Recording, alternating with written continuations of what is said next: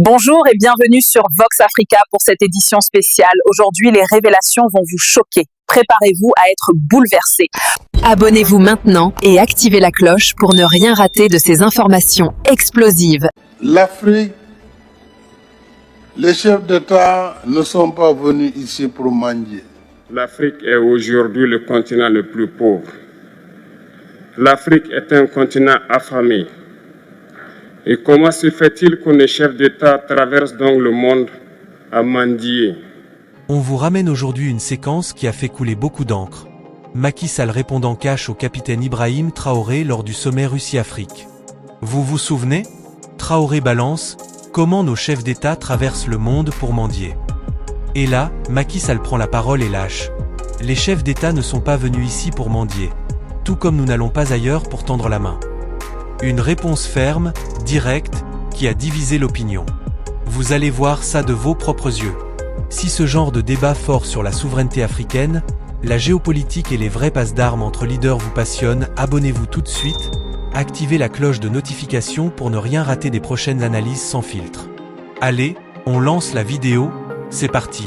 Tout comme nous n'allons pas ailleurs pour tendre la main. Nous travaillons pour un partenariat d'égale dignité entre les peuples. C'est le même discours qu'on tient à Dakar, ici à Saint-Pétersbourg ou à Washington. Donc je pense que le combat de l'Afrique est d'abord un combat pour la dignité. Et ce combat, il transcende les générations. Je suis très heureux, moi, d'être à côté du président Museveni ou du président Denis Sassou Nguesso, qui ont été pour l'un des combattants de la liberté, pour d'autres, des modèles de résilience. Et chaque génération a son combat à mener. Le nôtre, c'est de combattre d'abord le terrorisme qui est en train de gangréner notre continent. Mais aussi, c'est de travailler pour le développement de notre continent. Mais si on y regarde de très près, pourquoi l'Afrique en est à cette situation? C'est justement le poids de l'histoire, l'héritage de l'esclavage, de la colonisation qui se poursuit à travers des manifestations de néocolonialisme et à travers l'injustice du système que nous combattons au quotidien. Nous avons demandé la réforme du système des Nations Unies.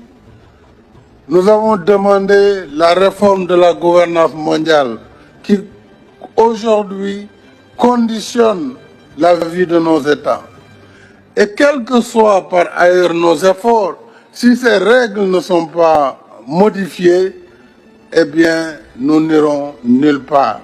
C'est pourquoi il est important que nous travaillions dans la solidarité, que nous travaillions également à l'échelle du continent, puisque les défis sont majeurs. Nous avons des micro-États hérités du Congrès de Berlin qui nous empêchent de travailler à l'échelle. Si on ne comprend pas cette situation, on perdra beaucoup de temps sans efficacité. Je crois que la Russie, avec ses capacités en matière d'investissement, peut travailler avec l'Afrique sur ces grands projets régionaux. Et l'Afrique a besoin d'infrastructures de développement. L'Afrique a besoin de chemins de fer. Elle a besoin d'électricité, de barrages.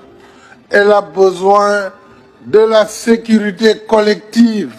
Et sur tout cela, l'Union africaine, à travers différents mécanismes, que ce soit l'ODAN-NEPAD, que ce soit les programmes régionaux, nous avons le programme qu'il faut et je pense avec la Russie, nous pourrons travailler ensemble avec les BRICS et avec tout autre partenaire qui souhaiterait travailler dans nos priorités. Nous pourrons ensemble bâtir une prospérité. Nous sommes ensemble parce que actuellement nous sommes là pour parler de l'avenir de nos peuples. de ce qui va advenir demain, de ce monde libre auquel nous aspirons, de ce monde sans ingérence dans nos affaires internes. Nous avons les mêmes perspectives et je souhaite que ce sommet soit l'occasion donc de pouvoir tisser de très bonnes relations en vue d'un meilleur avenir de nos peuples. Les questions que mes générations se posent sont les suivantes, si je peux me résumer. C'est de ne pas comprendre comment l'Afrique, avec tant de richesses sur notre sol, avec une nature généreuse, de l'eau, du soleil en abondance, l'Afrique est aujourd'hui le continent le plus pauvre. L'Afrique est un continent affamé. Et comment se fait-il que les chefs d'État traversent donc le monde à mendier? Voici des questions que nous nous posons et que nous n'avons pas de réponse jusque-là. Nous avons l'occasion de tisser de nouvelles relations. Et j'espère que ces relations puissent être les meilleures pour donner un meilleur avenir à nos peuples. Ma génération me charge aussi de dire que, par ce fait de pauvreté, ils sont obligés de traverser l'océan pour essayer de rallier l'Europe. Ils meurent dans l'océan. Mais que prochainement, ils n'iront pas traverser parce qu'ils viendront devant nos palais pour chercher leur pitance quotidienne. Pour ce qui concerne le Burkina Faso, aujourd'hui, nous sommes confrontés depuis plus de 8 ans à la forme de manifestation la plus barbare, la plus violente du néocolonialisme, de l'impérialisme. L'esclavage qu'on tend encore à nous imposer. Nos dévanciers nous ont bien appris une chose. L'esclave qui n'est pas capable d'assumer sa révolte ne mérite pas que l'on s'apitoie sur son sort. Nous ne nous apitoyons pas sur nos sorts, on ne demande pas que quelqu'un s'apitoie sur notre sort. Le peuple burkinabé a décidé de lutter contre l'île terroriste en mesure de relancer son développement. Dans cette lutte, des vaillants peuples, des vaillantes populations se sont engagées à prendre les armes face au terrorisme. Ceux que nous avons affectueusement appelés les VDP, des volontaires. Nous sommes surpris de voir les impérialistes traiter ces VDP de milices et de tout type. C'est décevant parce qu'en Europe, lorsque des peuples prennent les armes pour défendre leur patrie, on les traite de patriotes. Nos grands-pères ont été déportés pour sauver l'Europe. Ce n'était pas avec leur consentement, contre leur gré. Et bien au retour, on se rappelle bien qu'à Tiaroy, lorsqu'ils ont voulu revendiquer leurs droits élémentaires, ils ont été massacrés. Cela ne fait rien donc. Lorsque nous, peuple, nous décidons de nous défendre, on nous traite de milices. Mais là n'est pas le problème. Ce qui est le problème, c'est de voir des chefs d'État africains qui n'apportent rien à ces peuples qui se battent, mais qui chantent la même chose que les impérialistes en nous traitant de milices, en nous traitant donc d'hommes qui ne respectent pas les droits de l'homme.